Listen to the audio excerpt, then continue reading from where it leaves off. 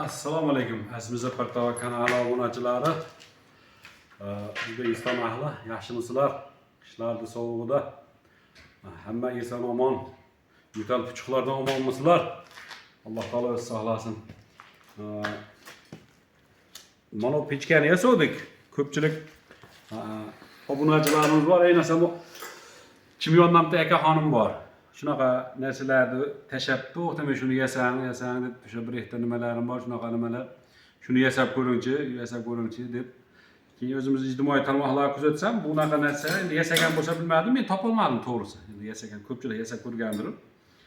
Buni o'sha Qozog'istonni nimalarda, ayniqsa Rossiyani, ruslar juda ko'p yasaydi ekan shunaqa nimani.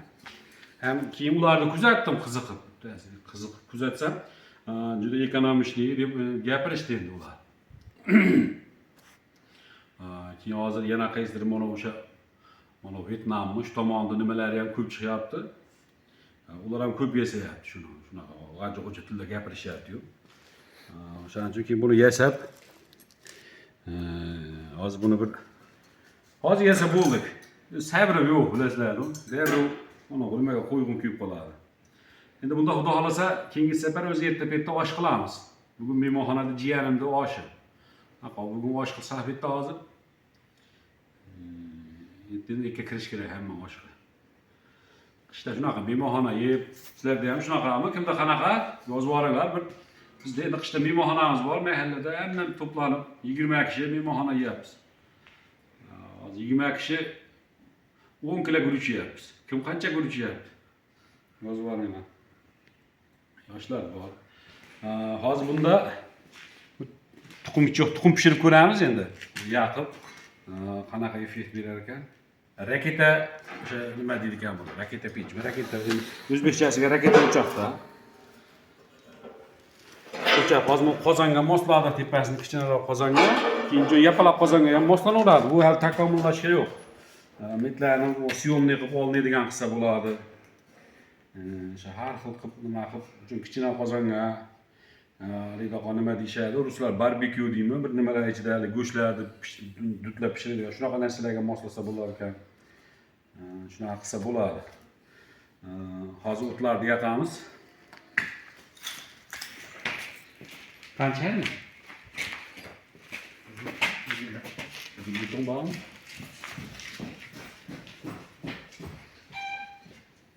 Alo. Okeychi.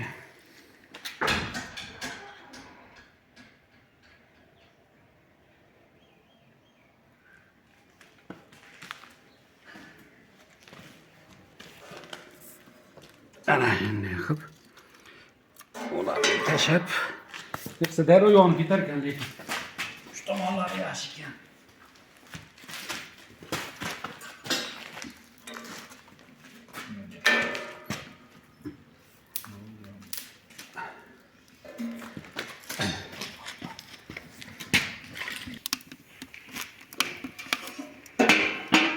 O'tinlarni sal uzunroq qilib kesish kerak ekan. Mana bu yerdan tiqib qo'ysa o'zi sekin tushib ketaverar ekan. Bu yerdan bunday tiqib qo'yilsa tushib ketaverar ekan. Ochib qo'ysa, bekitib qo'ysa, ko'rayotsa, bekitib qo'ysa yaxshi tortadi. Hozir bekitsa.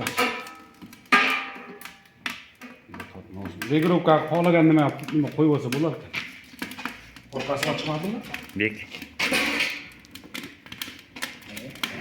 Yomon yondi-yu. Ikki tomonlama qilish kerak ekan demak. Qozon qo'yishlar hamma. Suvabga.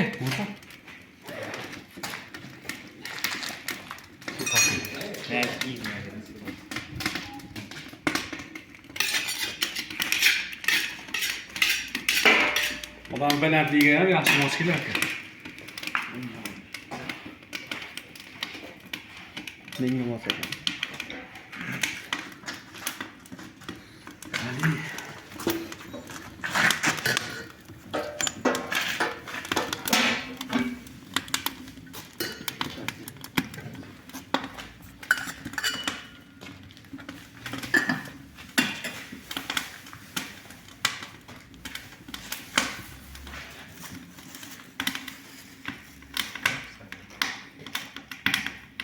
Gitlerden tutup pişirdiğimiz değil. İşte gidelim özümüzge. İşte. Atadan koydu.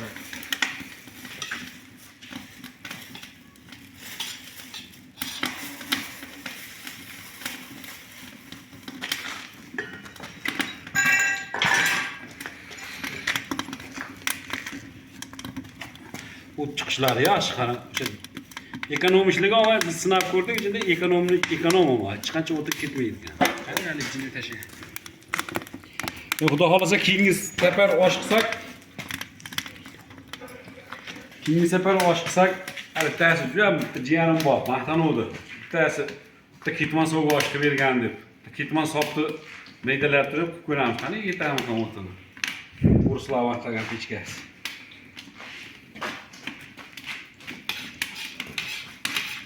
Ketmon so'g'i osh pishirib ko'raylik. Nima qilsa, bitta ketmon so'g'i osh pishirganda. Qani yapayım? Bismillahirrahmanirrahim.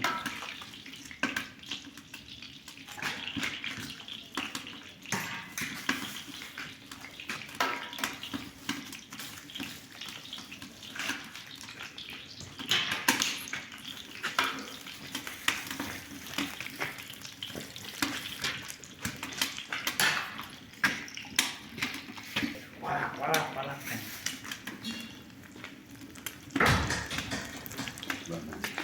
Biz hozir kolxozchasiga quvurib buni qanaqa qilishni biz ham to'g'risi birinchi qozonni osib yaqib ko'rdim-u, lekin hali ovqat pishirib nima qilganmiz. Birinchisi mana.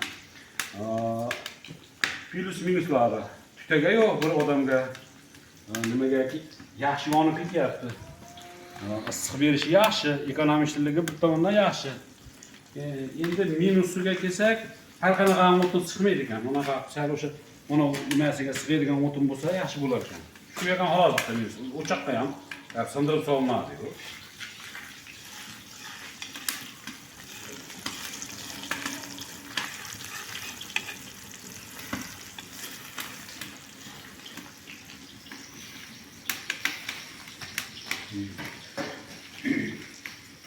Bu çıkışlar ya. Ha? İşte bizde sharoitda ham javob berarkan, keyin qulay, yana bitta plus tomoni biror joylarga aylangan chiqqanda ham yaqqan kulimiz, bu cho'qimiz boshqasi o'sha yerda qolmaydi. Ichida qoladi, bir joyga borib to'kib qo'yasiz. Nima bo'lmaydi. Shu tomonlari plus bunaqa pikniklarga chiqqanda ham bir foydasi bo'lar ekan.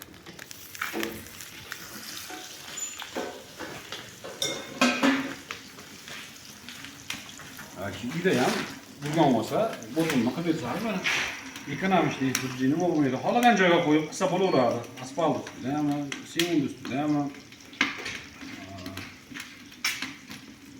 kafel ustidami, nimani ustida bo'lsin. Qilsa bo'laveradi. Tomonlari yaxshi ekan dedi.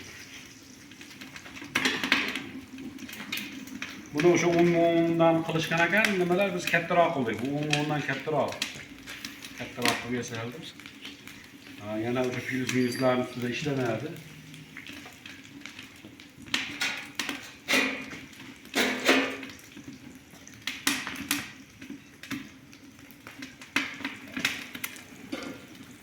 Bunu bir koyacağım. Teslim. Yani bu teslim lekin tutaydi ekan. Ha? Hani birpas tutasini chiqaradi. Bekitib qo'yuvchi.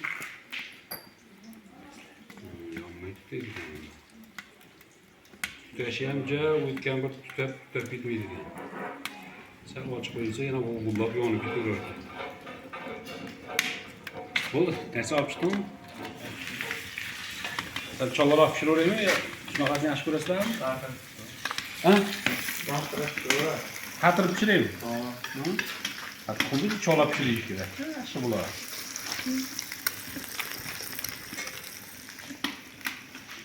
Qani? Men pishirgan tuxumni yeb ko'rdim.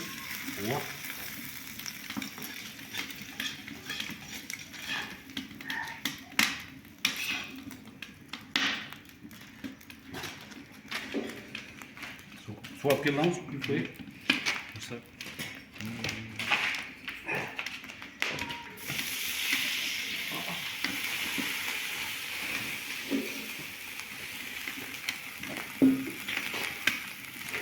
Ana bo'ldi endi. Endi osh qilamiz. Bular erta vaqt ertaga Xudo xolasa bir osh qilamiz. Ko'ramiz. Oshni qanaqa qilar ekan. Bu bola bir kilo oshdan yeyman Xudo xolasa.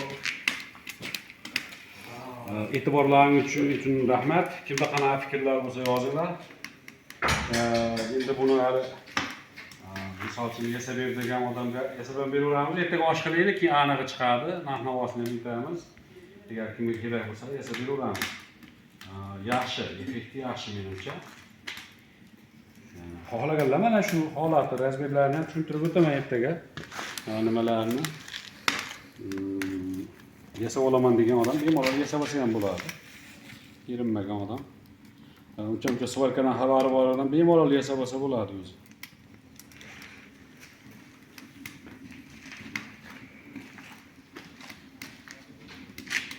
Zappartova kanali e'tiborlaringiz uchun rahmat. Farg'ona, Bag'dod 91lik 154 79 53